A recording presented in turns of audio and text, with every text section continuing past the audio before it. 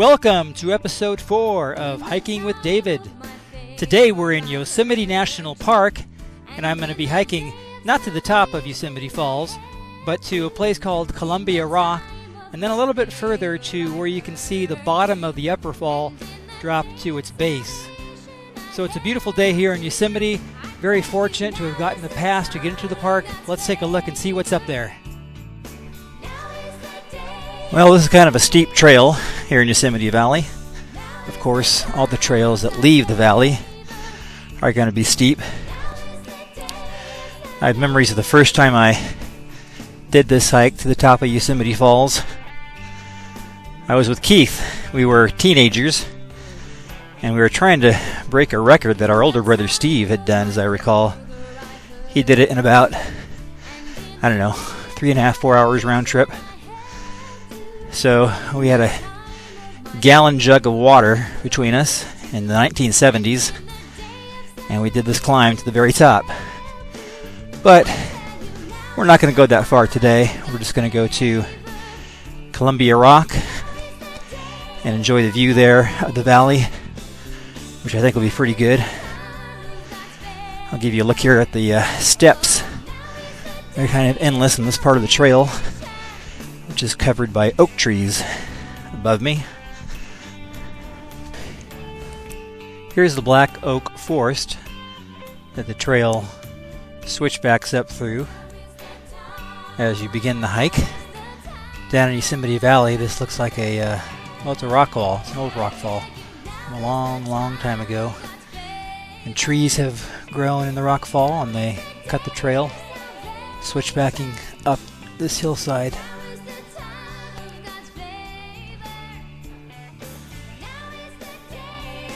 Here's one of my first good views of Half Dome along the trail. Oh, Half Dome. Memories of climbing that thing. I did it last 2 years ago with my daughter Kelsey and son-in-law Zach. But between 1979 and 1989, when I was in my 20s, I was on top of that thing 5 times. 6-2. All right, we're finally at Columbia Rock, where we get a tremendous view of the valley and the often present railing to protect visitors from going off the precipice, which looks like this.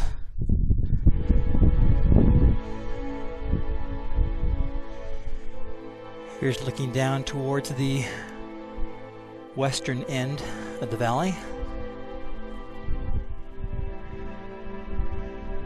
There's Sentinel Rock right there. Glacier Point over there. And in the glare of the sun, you can see the silhouette of Half Dome.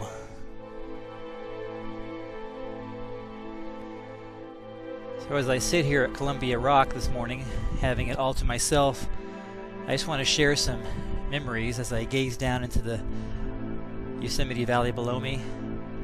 This has been a special, special place to me. It's what I call my favorite place.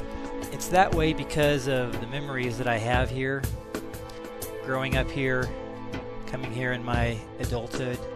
I guess I've been here 30 or 35 times in my life.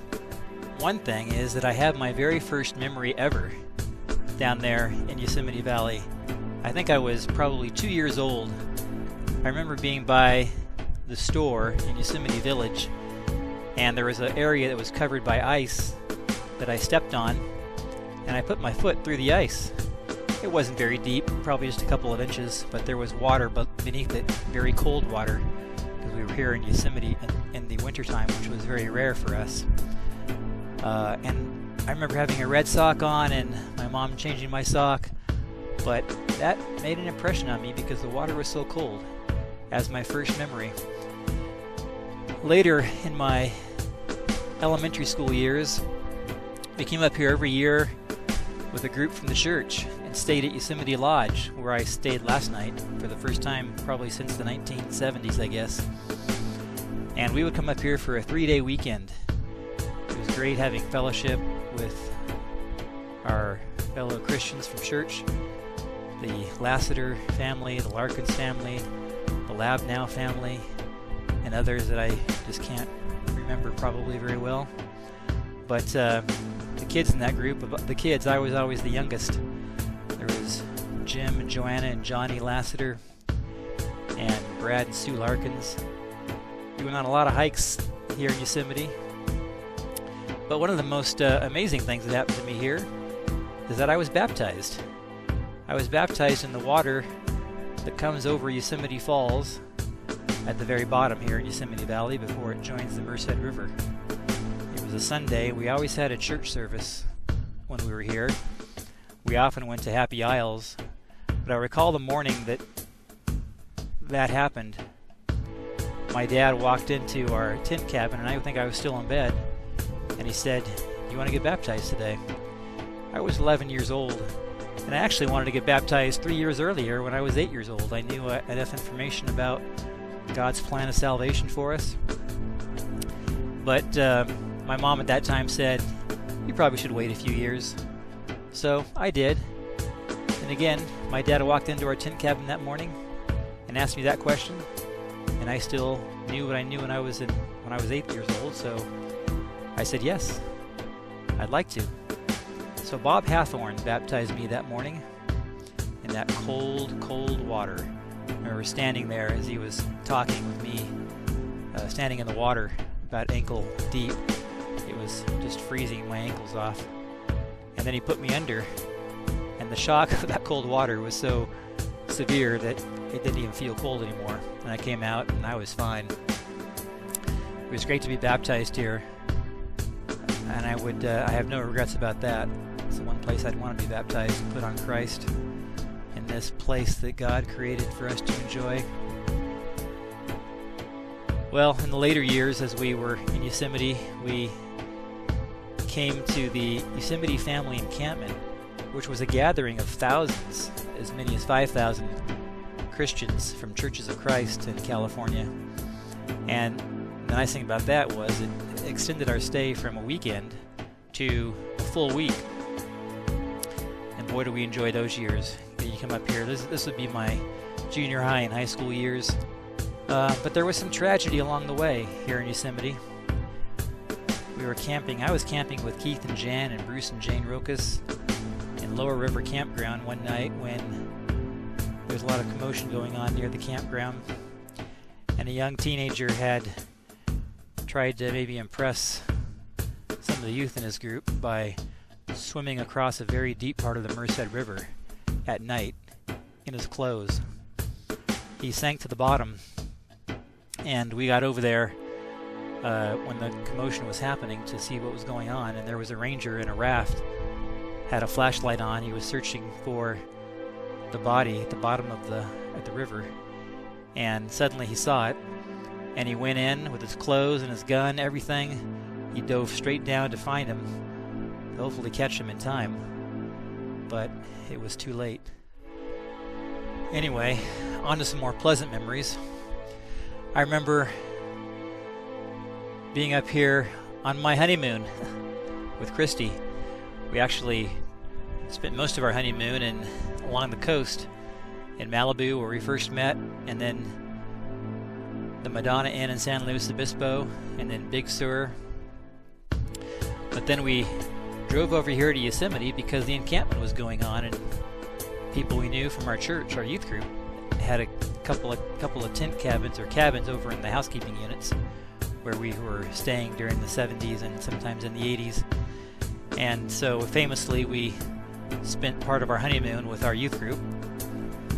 I gotta say, the best part of those years in Yosemite, the thing that I miss about coming up here with just a few people, well, it's just me and Christy and Scott on this trip. They've been great companions. But we miss the energy of being up here with our fellow Christians from our church. It would be hard to do these days, hard to get reservations for 1 week for a number of people. It's hard to get reservations even for one person in the middle of summer. But back in the 80s and 90s, we had some great memories of being with our church group. The Hartnetts, the Rokuses, the Stewarts, Lamars, the Williams, the Casats, on and on and on, as we enjoyed those years having fellowship in Yosemite Valley.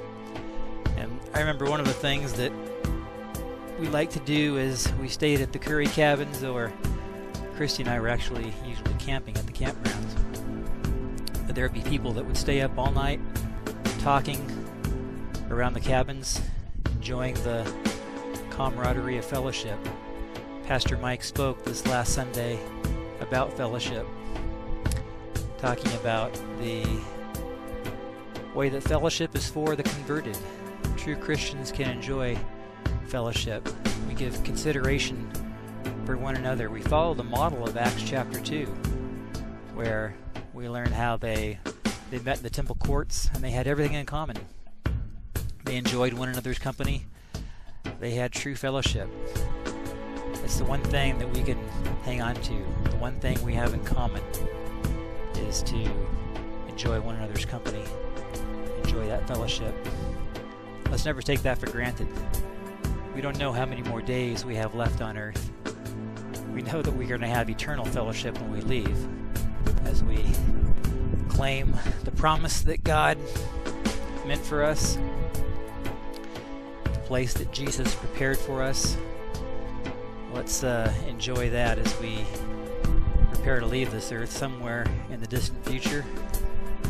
But we know we're going to have good times in eternity. Fellowship, eternal fellowship with God.